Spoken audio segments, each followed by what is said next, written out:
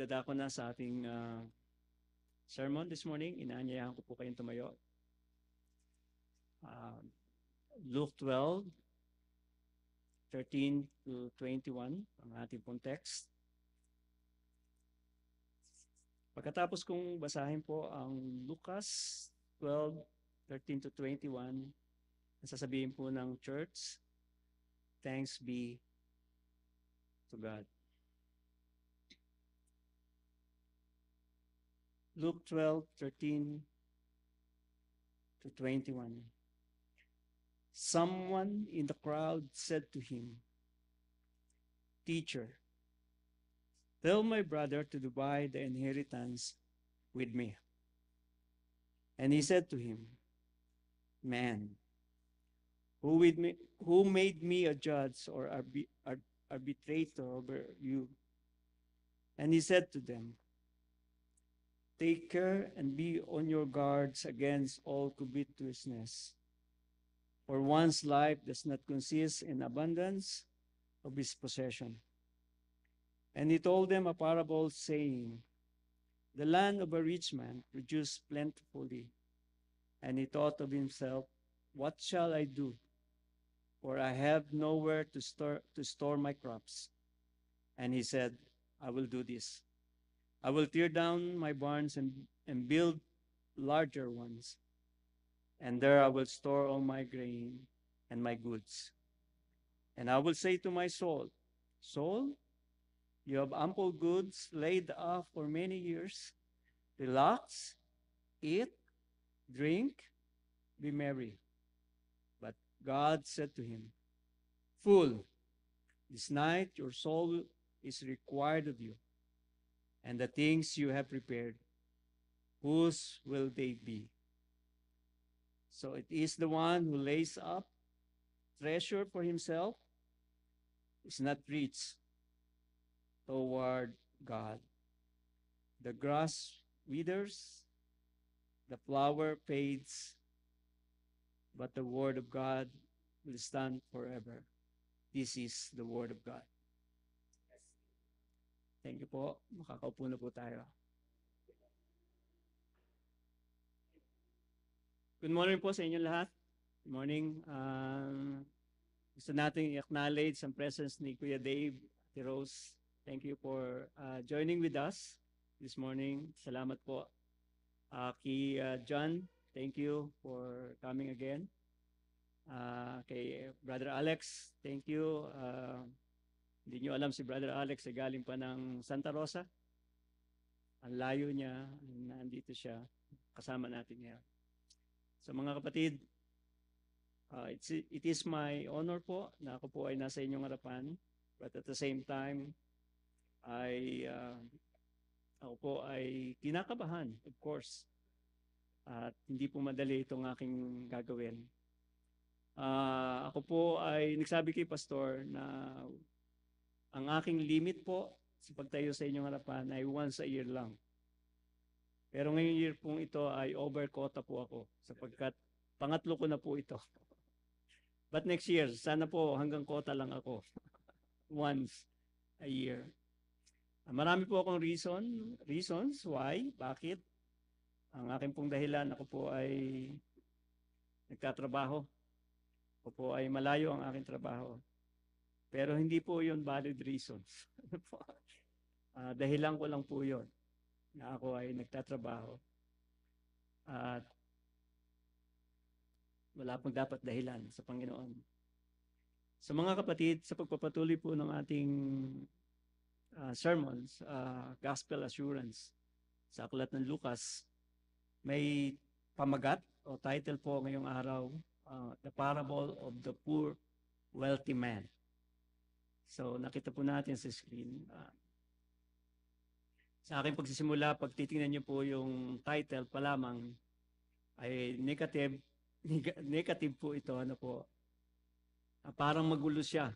Kung pagkatingnan, The Parable of Poor Wealthy Man. Parang hindi siya magkaugma. Paano nga sampung ang mundo ang tatanungin ninyo? Mga taong labas dito sa church or hindi mga believers? Hindi nila papayagan ng ganito hong pagtingin. Paano nga naman ang isang mayaman ay mahirap? Mayaman nga siya, pero bakit mahirap? Mahirap po itong i-reconcile kumbaga sa kanila, sapagkat sa kabila ba ng kanilang pagsisikap, pagbubuhos ng kanilang lakas, pagkamit ng talino, paggamit ng kanilang talino, makakamit ang lahat ng pangarap, at ngayon sila ay nasa kalagayang sagana, tapos poor pala sila. Poor, mahirap. Subalit tama ho ang inyong narinig. Marami ang mayaman na mahirap sila sa harap ng Diyos. At ito ang patutunguhan ng ating mensahe ngayong umaga ayon po sa talata ni Lucas. Ang Pilipinas maraming mayayaman dito sa Pilipinas na kilala ho ninyo. At marami hong mayayaman din sa buong mundo na kilala ho ninyo. Subalit, ako naniniwala na marami hong mayaman na hindi ho nakakatulog ng ayos. Hindi ho sila maayos ang tulog. Meron ho akong kakilala na nagsisimula na siyang yumaman. Nakukwento lang na kulang na siya sa tulog sapagkat nag-iisip na siya ng maraming bagay. Ang pagsasalaysay po ni Lucas sa chapter 12 yung huling sermon noong linggo ay tungkol sa pagkilala kay Jesus. Kung natatandaan ho natin ang sermon ni Pastor, or by the way, kaya ho wala si Pastor pala, ay siya ngayon ho ay panahon na ito, siguro ho sa oras na ito ay pinapagalitan niya ho ang mga taga-Pateros. Hindi po, siya po ay na-assign. Hiniling po siya ni Pastor Enteng na mag-preach ngayon doon. Si Pastor Enteng po, ang pastor ng Cruciform sa Pateros, ay buong November siya po ay nagre-rest. Nagpapahinga po siya. Pag nagpahinga po si Pastor Enteng, ay si Pastor Japet po o ibang mga pastor ang na-assign po. So, ngayon po ay si Pastor Japet. By the way, sabi ni Pastor Japet, gusto kong ipaalala sa inyo na namimiss niya ho kayo. Parang sabi niya, ayaw kong, sa kanyang mensahe, yung binanggit ni Brother Edgar, ayaw kong umalis, ayaw kong magturo doon. Sinasabi ho niya sa akin, Pastor, kung pwede lang, ayaw kong magturo, at kailangan lang magturo. Ayaw niya ho kayong mawaglit sa kanyang mga mata. Baka ho kayo may ibang gawin. So hindi ho, kasi mahal ho ni Pastor Japet ang Lipa. Napamahal na ho sa kanya ito. At sabi niya, Cruciform Life Church of Lipa is the best church in the whole world. So, ganun ho niya tinitingnan. So, kaya wala ko siya ngayon.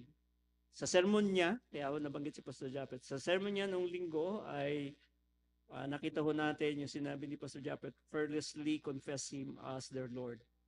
Yung parang sinasabi doon na kung ikaila, sabi ng Lucas, kung ikakaila ninyo ako sa mga tao, ikakaila ko rin kayo pagdating sa langit. Sa aking Ama, sabi ng Panginoong Jesucristo. Sa pagpapatuloy ng salaysay ni Lucas dito, mas lalong mabibigyan diin ho. Yung ating talatang titingnan mamaya, mas mabibigyan ng diin ang kalagayan ng mga taong hindi ho kumikilala kay Jesus. O pagbabaliwala sa Kanya, ay makikita ho natin. Sinasabi sa mga talata na nakatuon ang atensyon ni Lucas sa kaharian ng Diyos.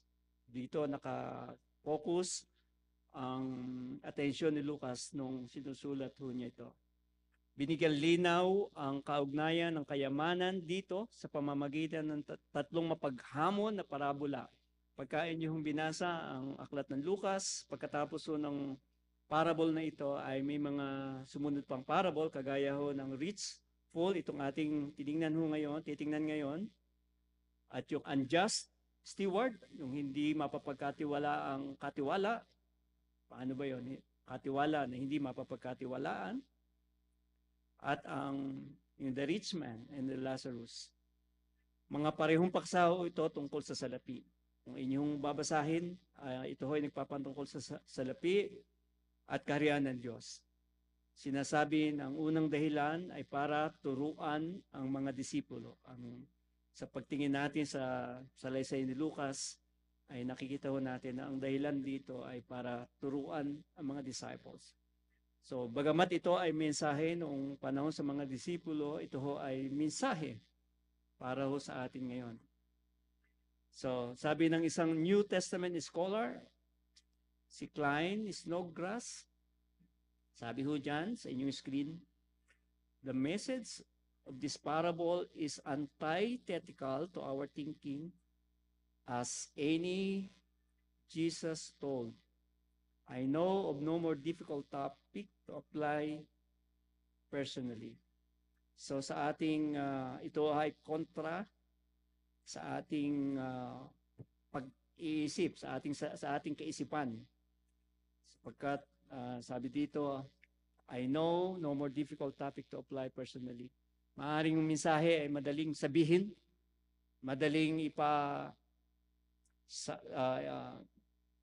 tingnan, pero ang application ho nito ay hindi ho nga madali. Sabi nga ni Klein Snodgrass. So mga kapatid, the central message of today's message is the selfish desire for the abundance of possession will be proven in the end that it gains nothing at all in light of Jesus, the real treasure.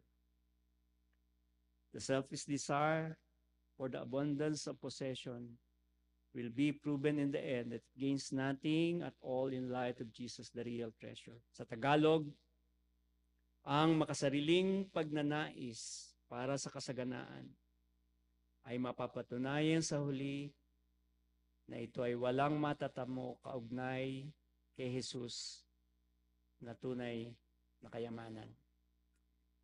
I hope yung Tagalog po ay hindi malalim mo para sa atin. Ang makasariling pagnanais para sa kasaganaan ay mapapatunayan sa huli na ito ay walang matatamo kaugnay kay Jesus na tunay na kayamanan. Sa madaling salita, kung ang ating kasaganaan ay pangsarili lamang, ay wala itong patutunguhan kung hindi ito kaugnay o nakatuon kay Jesus na tunay na kayamanan.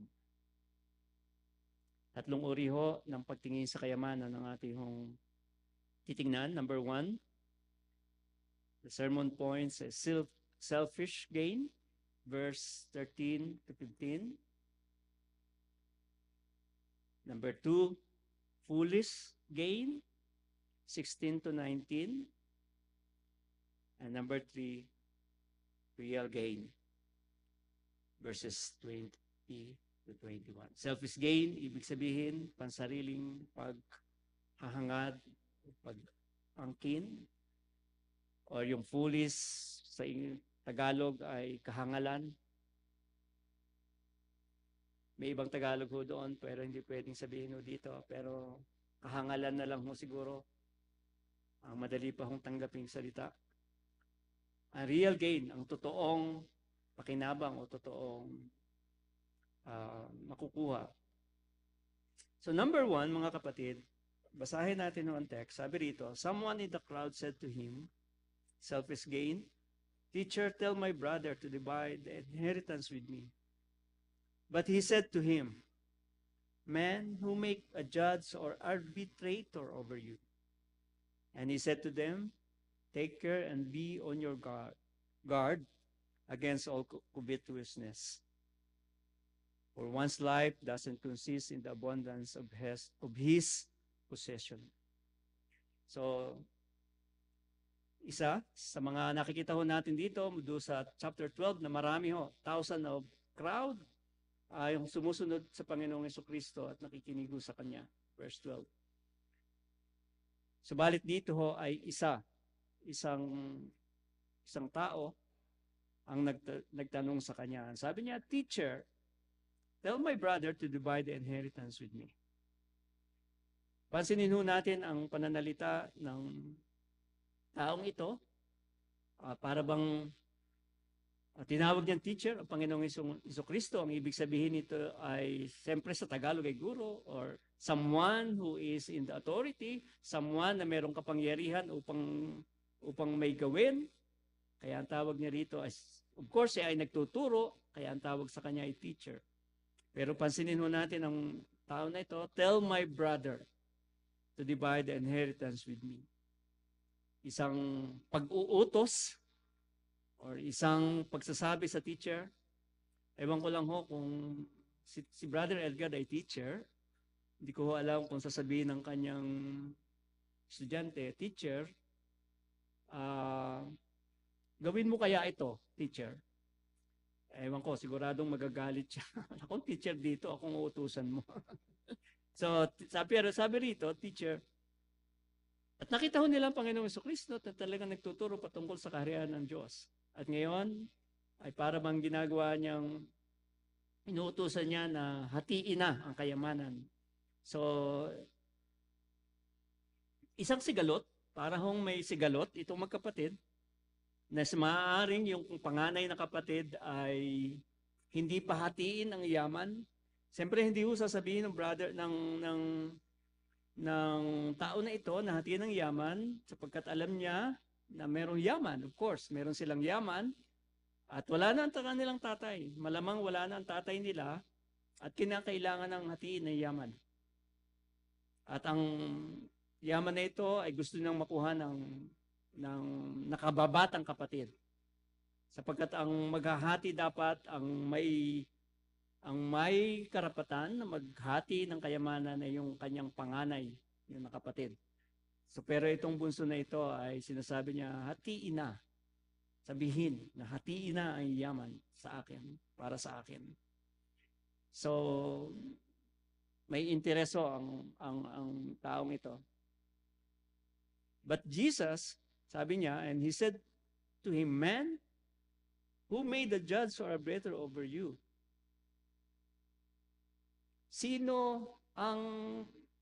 Parang sinasabi ng Panginoong Kristo na ako ba ay tagapamagitan sa inyo? Ako ba maghahati ng kayamanan ninyo? So ito ho ay hindi pinatulan ng Panginoong Kristo. Hindi ho niya ito pinatulan at tinanong niya, "Man." Binabasa ko ang ibig sabihin ng man, di ba? Pagka hindi niya in-address niya ang taong ito na man. Para ba sinasabi, bakit? Oh, man. Bakit ako maghahati ng ano? Anong kinalaman ko dyan?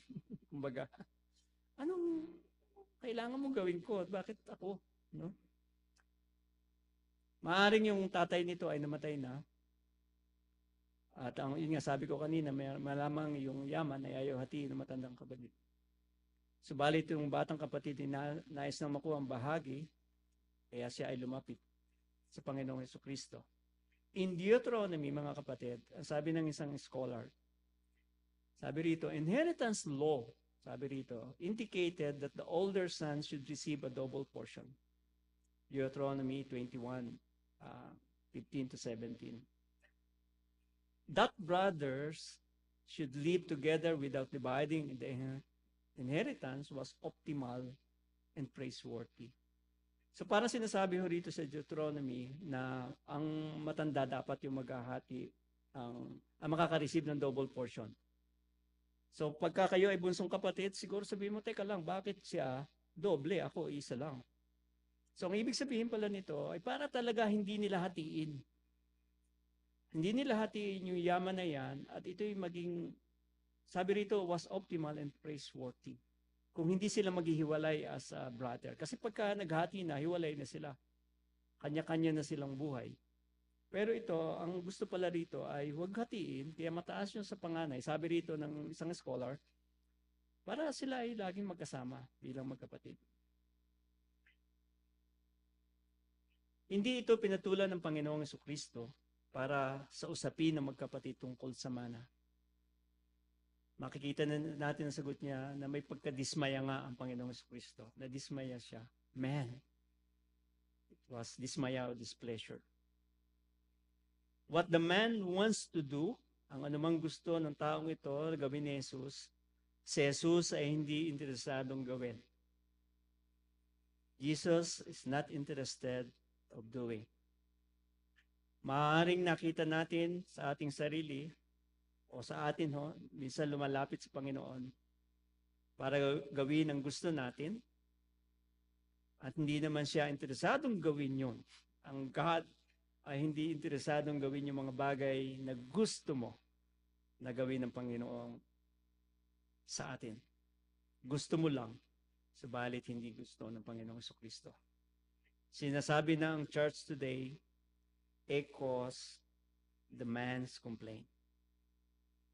Lumalapit sa Panginoong Jesucristo ang maraming tao, even the people in the church, para humanap ng trabaho para sa atin. Lord, find me a job for me.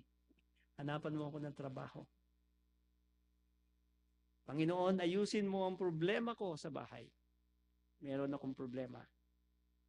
Panginoon, ayusin mo ang relasyon namin mag-asawa. Etc.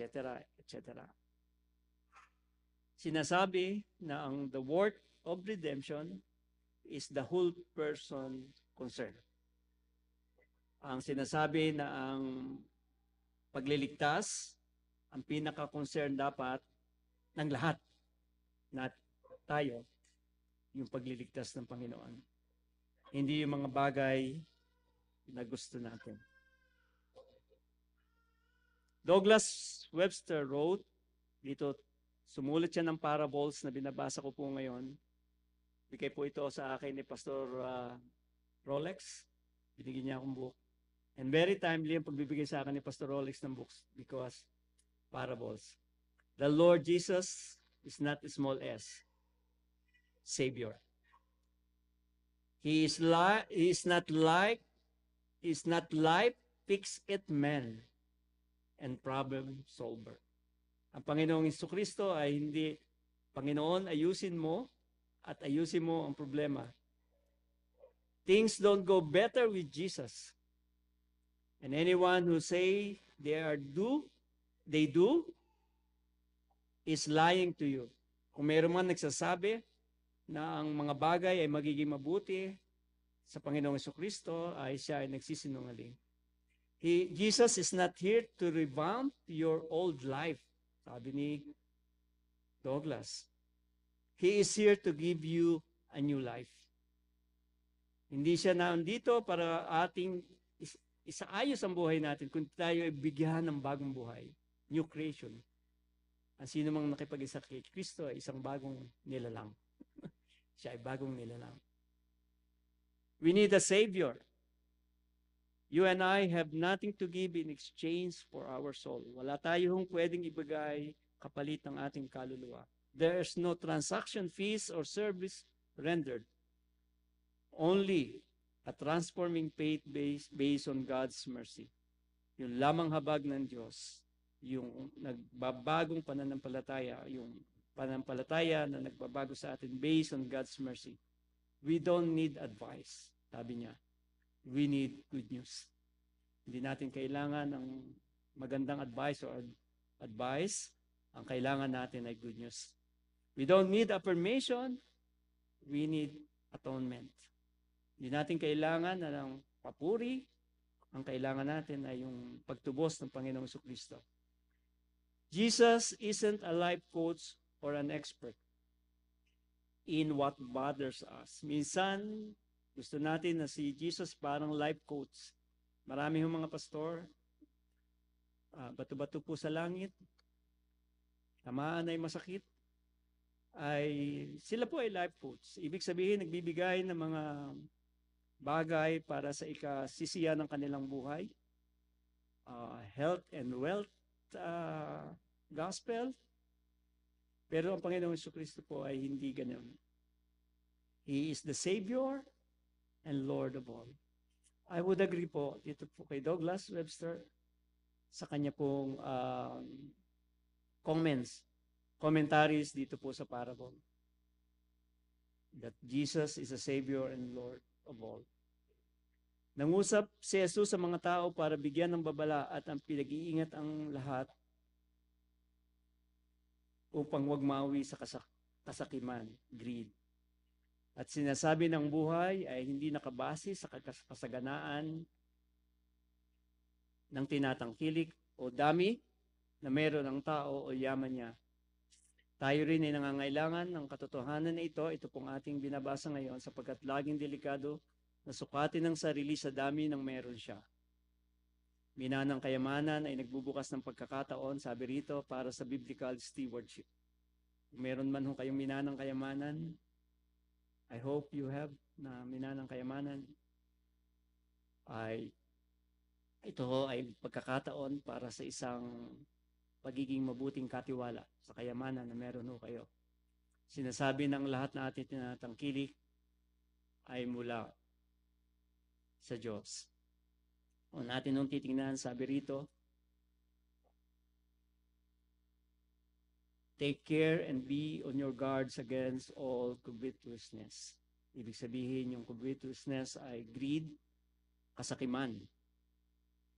Ang isang buhay for one's life does not consist in the abundance of his possession. Hindi pwedeng sukatin ang buhay dahil sa dami ng meron ang isang tao. Sa atin ng reflection dito sa talatang ito ay gaano ka nagmamalasakit sa ibang tao sa kabila ng mga pagpapalang ipinagkaloob sa iyo ng Diyos. Gaano ka nagmamalasakit sa ibang tao sa kabila ng pagpapalang pinagkaloob sa iyo ng Diyos. Sa mga kapatid, ito pong reflection na ito sa ating unang ating nabasang verses ay nawa ay makita natin ang ating pong sarili dito. Meron ba talaga akong pagmamalasakit sa ibang tao? Dahil meron akong pagpapala na Diyos ay pinagpala ako sa ganitong bagay, pinagmamalasakitan ko ba ang ibang tao? Number 2, foolish gain. Verses 16 to 19. And he told them in parables, saying, the land of a rich man produced plentifully. And he thought of himself, what shall I do, for I have nowhere to store my crops? And he said, I will do this. I will tear down my barns and build the larger ones, and there I will store all my grain and my goods. Parable, mga kapatid. Sabi rito, and he told them, saying in parable. So kanina, nagtatanong ang isang tao kasi Panginoong Jesucristo, teacher. Ngayon sinagot siya ng Panginoong Jesucristo. Pagkatapos doon, humarap na ang Panginoong Jesucristo sa mga tao. Ang sabi rito, and told them in parable, saying. Mga kapatid, parable. What is parable?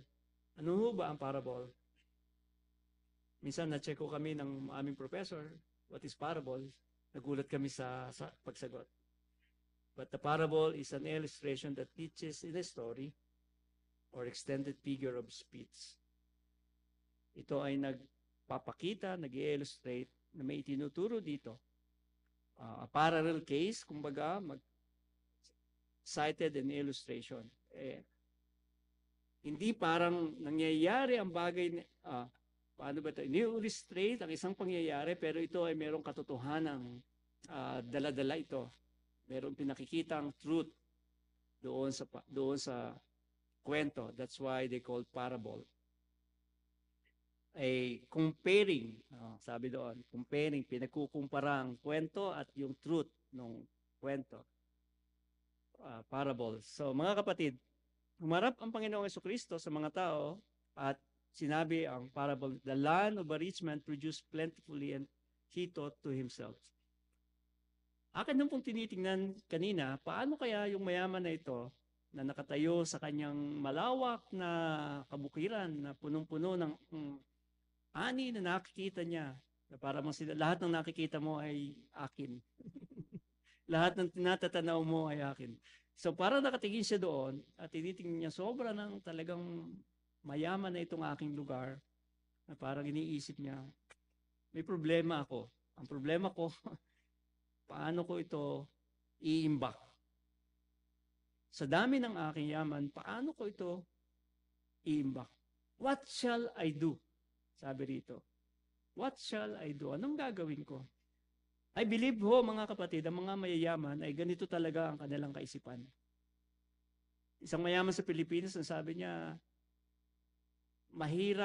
sabi niya, masarap talagang magnegosyo.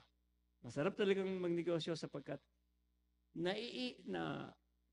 nata-challenge siya every time. At gusto niyang palakihin lagi ang kanyang negosyo. Wala siyang iniisip talaga kundi palakihin ang kanyang business. At siguro walang mayaman sa Pilipinas na hindi ganun ho ang kaisipan. Kaya sila ay payaman ng payaman. Hindi naman ho sila pahirap Payaman talaga sila ng payaman. Kagaya ho ng tao na ito, what shall I do?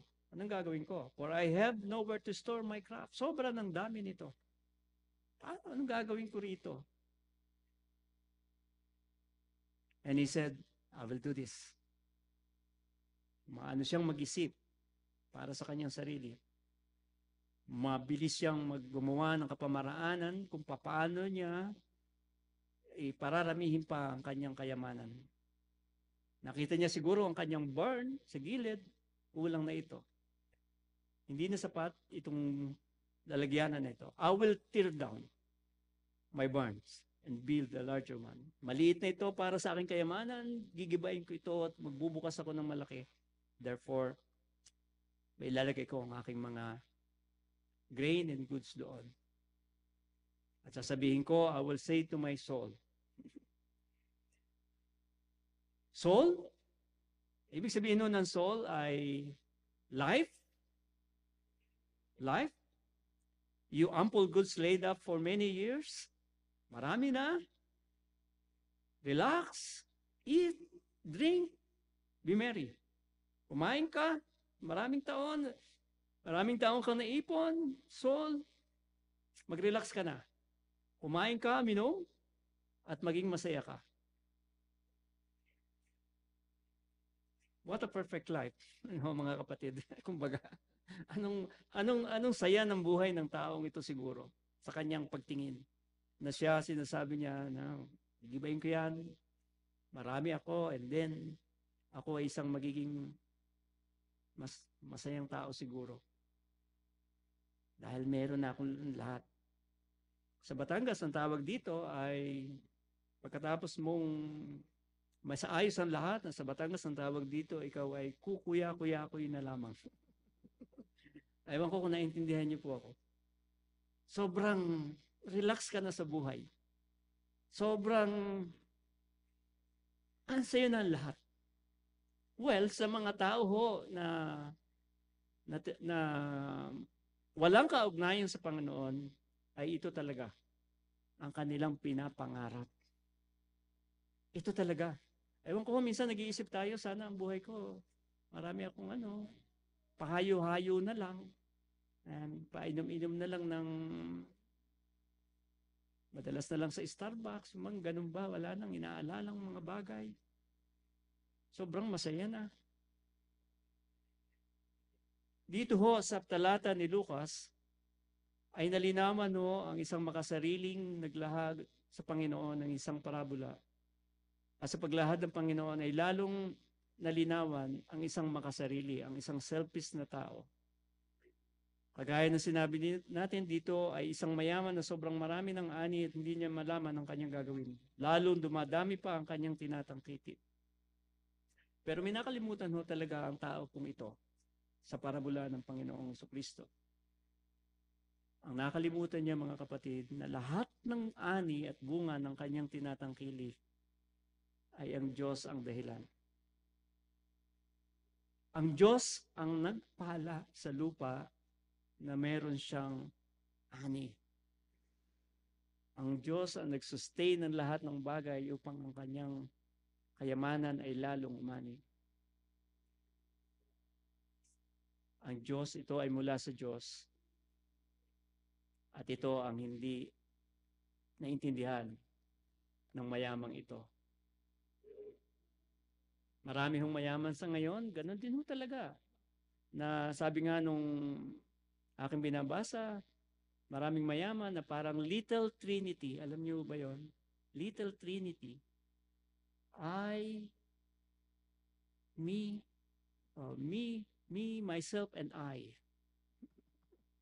Na sa kanyang kalakasan, ay napayaman niya ang kanyang sarili. Nakalimutan niya na ang lahat ng ito ay mula sa Diyos. Ang yaman mula rito ay hindi kagagawan ng tao, kundi pagpapala ito ng Diyos sa tao. At hindi ito binigyang halaga nitong rich food. Kagaya rin ng humihingi ng mana. Kagaya kanina sa unang talata, yung humihingi ng mana. Hindi naman niya pinaghirapan yung kanyang manang nanaisin. Pinaghirapan ito ng tatay niyang namatay. At ngayon ay gusto niyang makuha. Mas lalong lumalabas ang pagiging makasarili ng taong ito dahil nakatuon siya kung paano padadami ang kanyang tinatangkilik. What shall I do? He is concerned about himself and himself alone. Siya ay nakatuon lamang sa kanyang sarili at sa kanya lamang sarili. His problem is space to gain more.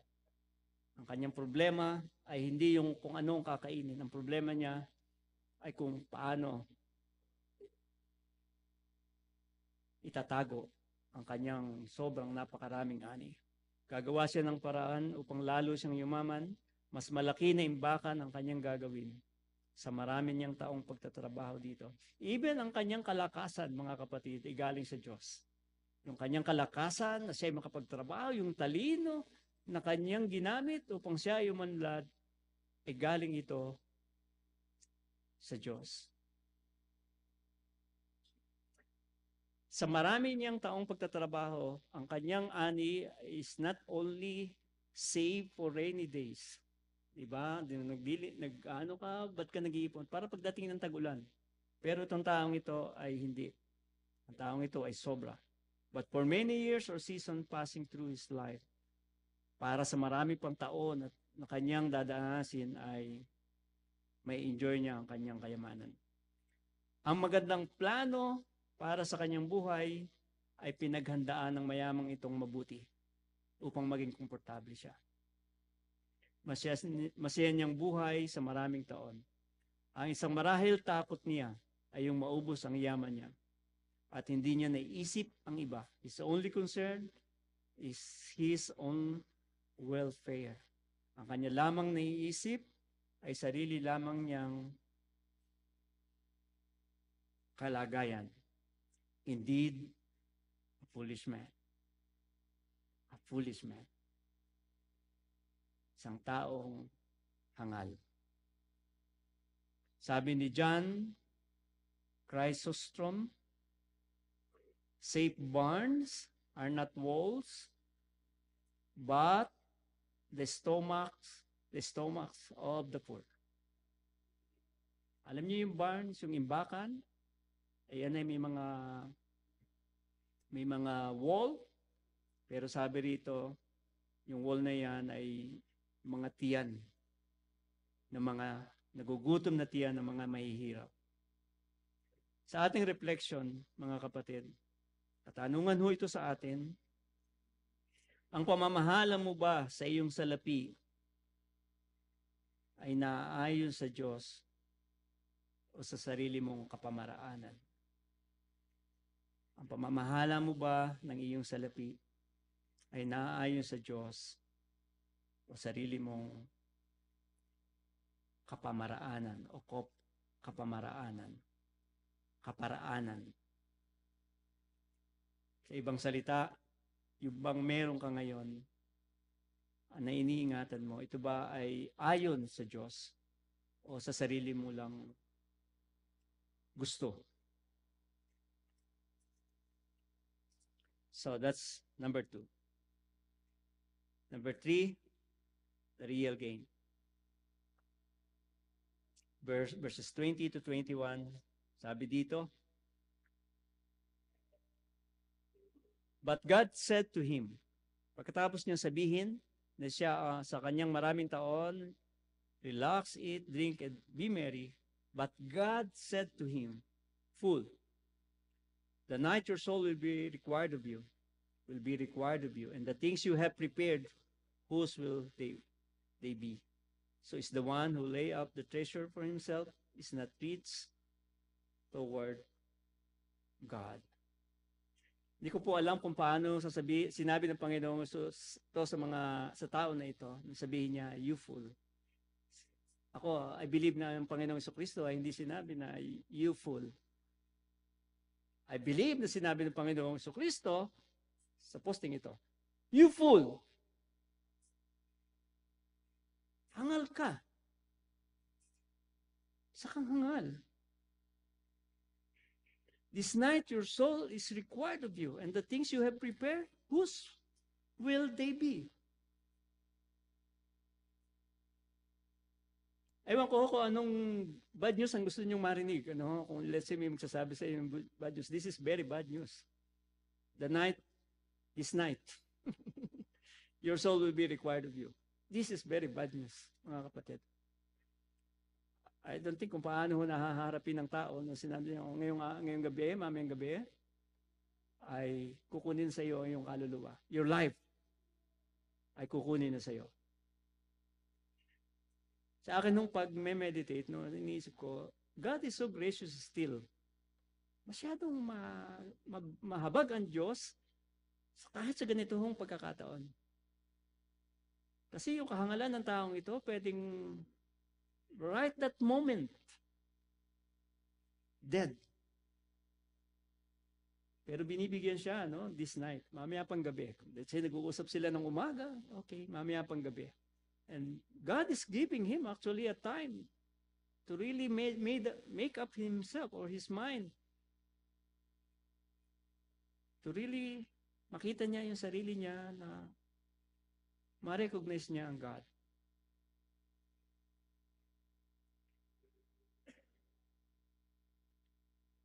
Lungkot ho nga naman na yung sa dami ng kanyang naipong kayamanan, namatay siya pero hindi niya na alam ang mangyayari sa kayamanang naipon niya. Meron akong malapit sa akin, sabi ko sa kanya, pag nawala ka sa mundong ito, hindi mo alam mangyayari sa iyong kayamanan.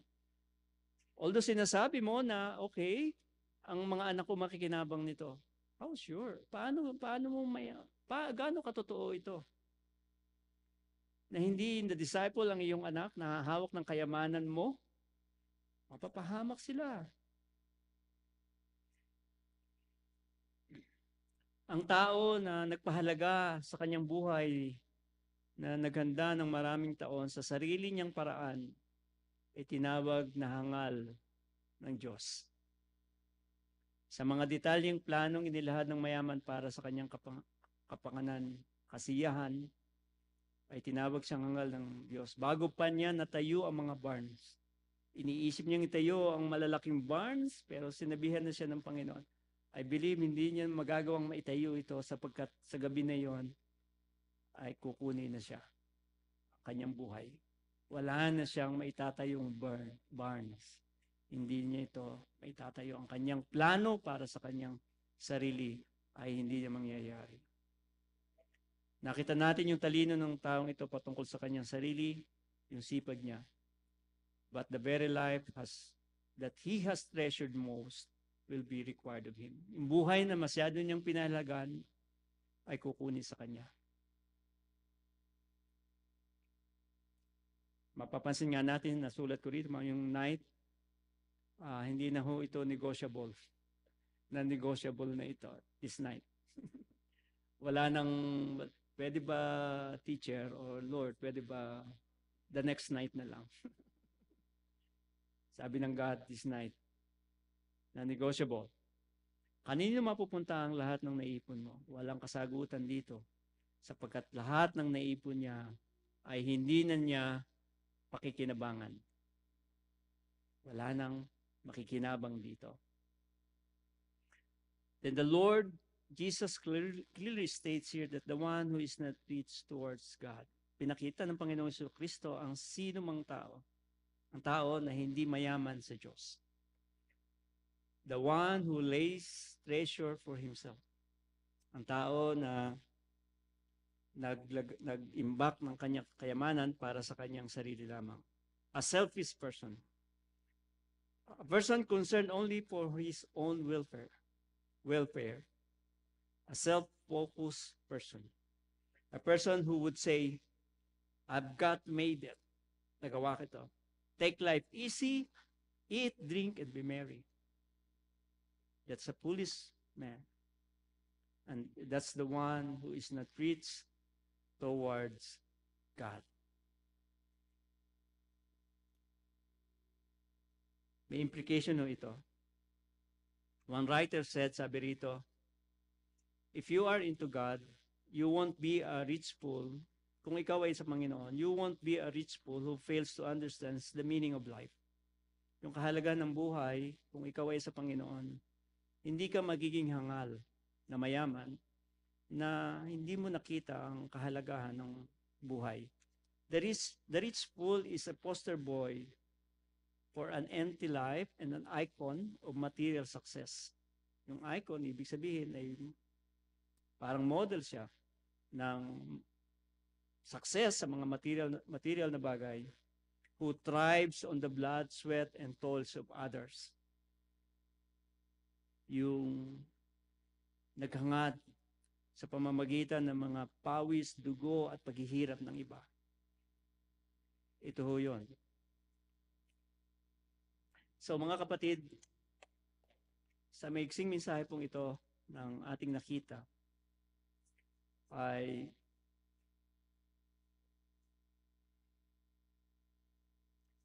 makita ho natin yung pamantayan ng Diyos, ano ho, kung sino ba ang totoong sa harapan ng Diyos ay fool, sa harapan ng Diyos ay wise.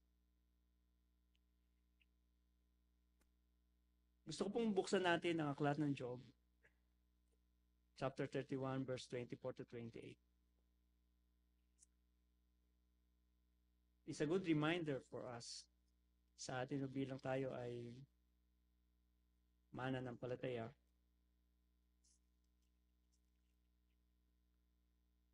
Sa 24 to 28, sabi ni Job, if I have made gold my trust, or called fine gold my confidence, if I have rejoiced over my wealth was abundant, or because my hand have found much, if I have looked at the sun when it shone, or the moon moving in its splendor, and my heart has been secretly enticed, and my mouth has kissed my hand, this also would be an iniquity to be punished by the judges, for I would have been false to God. So maliwanag kung sinasabi ni Job dito, kung nagtiwala siya sa kanyang kayamanan, gold, at ang kanyang confidence ay sa fine gold, kung siya ay naggagalak sa abundance ng kanyang kayamanan, sabi niya rito, I would have been false to God above. Sa ating reflection, si Jesus ba ang tunay mong kayamanan na nagbibigay ng kasiyahan at kakontentuhan sa iyo? Si Jesus ba talaga ang tunay mong kayamanan na nagbibigay kasiyahan at kakontentuhan sa iyo?